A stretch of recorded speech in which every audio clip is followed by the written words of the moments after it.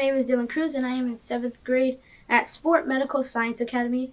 Today, we will be talking to Dr. Negron. She is an acting deputy superintendent of academics and school leadership for Hartford Public Schools. Dr. Negron, we appreciate your time today. First of all, that's a pretty impressive title. Can you talk about what is it that you do? Dylan, thank you for having me here. And it's a long title, I get it. But exactly what I do is that I have the honor to basically work with a group of experts around different subjects and content area to direct, the direction of what it is that we're gonna learn, we're gonna experience while students are attending Hartford Public Schools. So that's one part of the job. The other part of the job is to work collaboratively with school leaders to make sure, that the schools are functioning, that the operations are running smoothly. And as a whole, it's just, again, to support everything that is happening through our 39 schools and programs so that at the end of the day, kids like you are getting an amazing experience when you graduate from Hartford Public Schools. So that when you decide to either go to college or go do a job, that you're feeling like you left us prepared to be successful in whatever it is that you're choosing to do. So even though that there's a long title, when you break it down, that is exactly what I do. Makes sense. For the second question, what path led you to choosing education as a career? So I have a funny story. As a child, I remember being in high school and I had a teacher who said, I think you should go into education. I think you will be a great teacher. And I remember saying to my teacher, are you kidding me? I don't want to do that. Why would I want to do that? And be in a classroom with kids like me, giving you a headache all day. I'm no, that's not what I want to do. So I thought, at your age, I'm oh my God, I really wanted to be a prosecutor. Yeah. I wanted to go into law. And as I continued through school and really saw, I wanted to make a difference. For someone who wants to work as a leader in a school district, what experience and education is required? So I would say, I would start with the word leader, right? You're a leader right now. You're sitting in here, you're conducting this interview, right? Your friends are, so you don't need a title, to be a leader. I know that I have this long title, right, that you just read, but the title doesn't make me a leader. I think it's about passion that you bring. I would say what I look for people that are working in Hartford Public Schools and people that are working, let's say, in my department, I always look for individuals that, number one, are bringing the passion to this work, right? What are you bringing to try to change the things that we do to make the experience in Hartford Public Schools be better for students? That's number one. Second, depending on the job, I got to look for certain educational credentials that people need to bring, right? But at the end of the day, I want people, one, that can collaborate. Because you have to, in any job that you go, you have to work with other people, right? Two, you have to be a team player.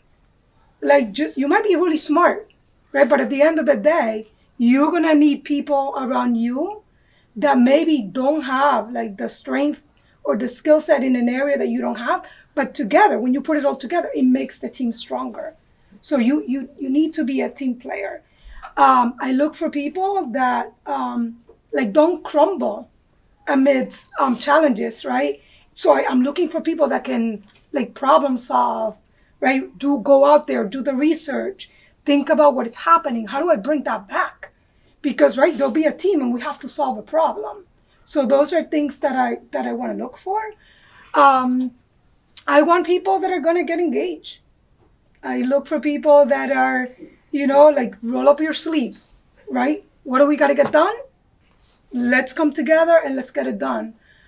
I don't want people that are going to be oh no, that's not me, that's you, right? It goes back to the team.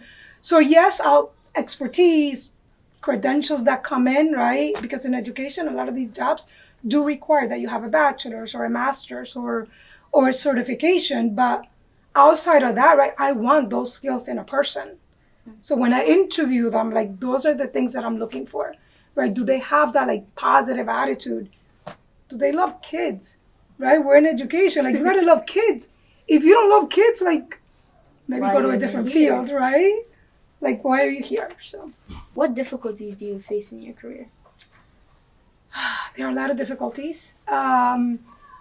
I think primarily it's around like time and like balancing, right?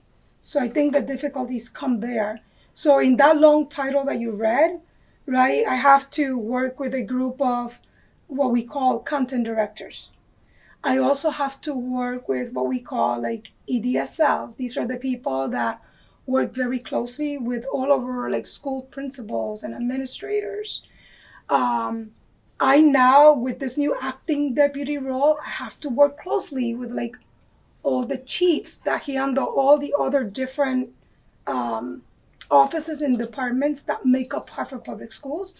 So the challenge is that I have to be very good on how I'm going to organize my time so that I can actually work with all of these individuals in supporting them again. And how are we leading everything that we do around like instruction and operations, everything, right? So that again, it filters down to the experiences that you're going to receive as a student. So Right. it's time. That's the challenge. What was the toughest part of the journey to get to this point? Was all the financial struggles that I had getting through college. Because I told you, like, I come from a very poor family. They were not able to, like, just say, hey, here's the check. I'm going to put you through college. So I worked during my college days. I went to school full time and I worked part time to help put myself through college. Um, my parents supported as much as possible. I remember freshman year, they were borrowing all kinds of money to try to help me, even just to like purchase books for college. Later on, I was able to get, seek out some like scholarships. But again, as a high schooler, like nobody was talking to me about, hey, you got to complete this as part of your college application so that you can get scholarships. That didn't happen. So that is why in this job, like I push, hey, our counselors meeting with our students. What are the conversations about? Are we talking about the application process? That's important to me because again, I don't want kids to go through what I went through. Thank you so much. I think these were great questions and I think it allowed me an opportunity to kind of think and reflect about my journey, which has been a long one. So thank you for having me.